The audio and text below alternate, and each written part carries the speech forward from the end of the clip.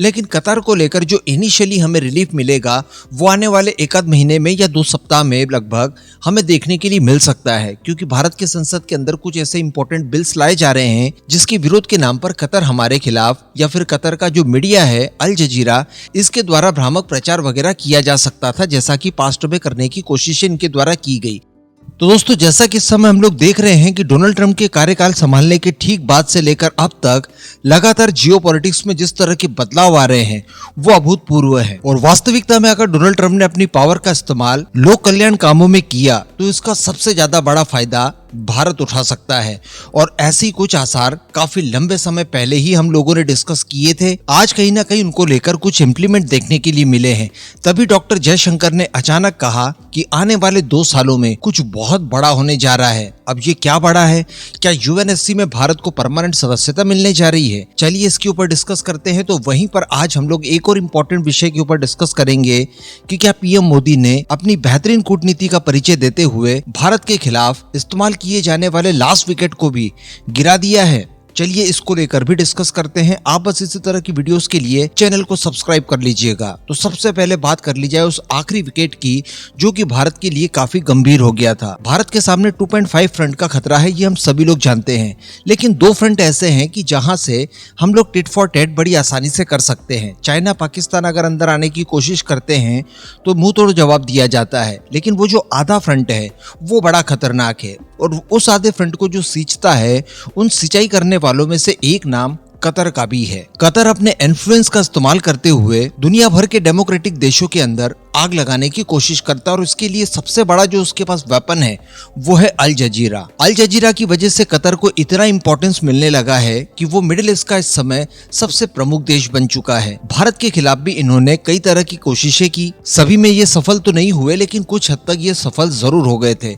लेकिन suddenly PM Modi द्वारा अपनी डिप्लोमेसी का परिचय देते हुए कतर के साथ संबंध जो थे उन्हें रिपेयर करना शुरू किया। और जब हम लोगों ने हमारे भारतीय नौसेना के रिटायर कर्मचारियों को कतर की कैद से छुड़वाया, उस समय पहली सफलता उसे कही जा सकती थी। अब ऐसा ही कुछ देखने के लिए इस बार भी मिला है। मैं आपको बता दूं कि कल रात को, जैसा कि मैंने आपको कम्युनिटी के माध्यम से सूचित भी कर दिया था कि कतर के अमीर अल थानी भारत के विजिट पर आए हुए हैं और उन्हें रिसीव करने के लिए पीएम मोदी स्वयं सारे प्रोटोकॉल्स तोड़कर एयरपोर्ट पहुंच जाते हैं। देखिए, मिडिल ईस्ट के देशों को अगर आपको आपकी तरफ करना है तो इन्हें केवल 2 ही चीजों से मतलब है।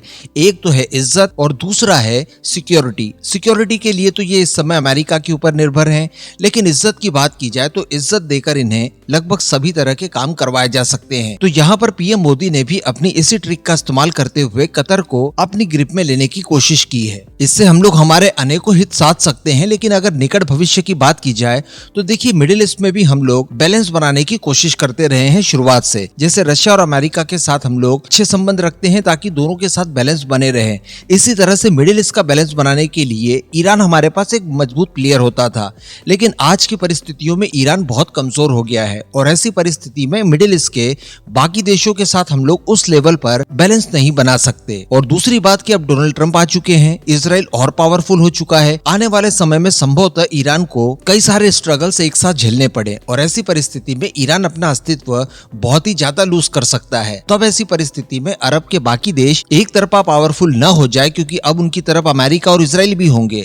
ऐसी परिस्थिति में कतर भारत के लिए एक बहुत ही बड़ा मोहरा हो सकता है और पीएम मोदी इसी मोहरे को अपने हाथों से नहीं जाने देना चाहते। जो मेरा आकलन है उसके हिसाब से मैं आपको बता रहा हूँ। इसी वजह से कतर के जब शेख, तो उनके स्वागत के लिए खुद पीएम मोदी सारे प्रोटोकॉल तोड़कर वहां पहुंच जाते हैं। ऐसा काफी लंबे समय के बाद देखने के लिए मिला और ये एक अच्छी शुरुआत मानी जा सकती है। अब बात कर ली जाए डॉक्टर जयशंकर के उस दावे की जिसमें उन्होंने कहा है कि आने वाले समय में कुछ बहुत बड़ा होने जा रहा है। तो जैसा कि पिछले सप्ताह जर्मनी के म्यूनिख में एक सुरक्षा सम्मेलन हुआ था, उसके बाद दिल्ली स्थित एक थिंक टैंक है ऑब्जर्वर रिसर्च फाउंडेशन, इनकी तरफ से एक चर्चा का आयोजन किया गया जहां पर डॉक्टर जयशंकर को भी इनवाइट किया गया। इसी चर्चा के दौरान डॉक्टर जयशंकर से कई सारे सवाल किए गए और इसको लेकर उन्होंने कई सारे जवाब दिए। तो डॉक्टर जयशंकर की जो महत्वपूर्ण चर्चा थी उसमें से सबसे खास तो पीएम मोदी की अमेरिका विजिट रही, जिसको लेकर बताया ये जा रहा है कि अगले 2 सालों में इसी विजिट की वजह से कुछ बहुत ही बड़ा होने जा रहा है और लगभग पूरी तस्वीर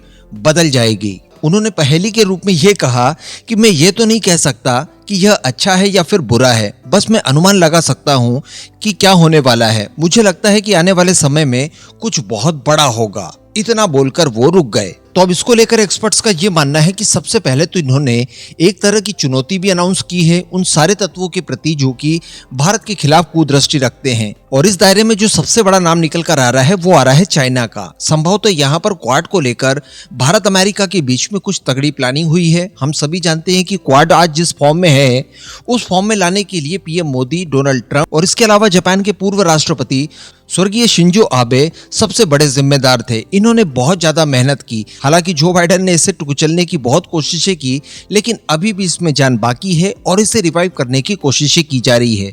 अगर ऐसा होता है तो ये चाइना के खिलाफ एक बड़ा हथियार साबित हो सकता है, संभवतः बिल्कुल वैसा जैसा कि नेटो रशिया या फिर सोवियत यूनियन के खिलाफ साबित हुआ था। तो इस संभवतः इसे और मजबूती देने के लिए यहाँ पर कुछ न कुछ प्लानिंग वगैरह हुई है। साथ ही जो डीप स्टेट के एसेट्स हैं जिसमें चाइना का भी एक महत्वपूर्ण योगदान हो सकता है, तो इसे ध्यान में रखकर भी यहाँ पर डॉक्टर जयशंकर ने एक हिंट देने की कोशिश की हो।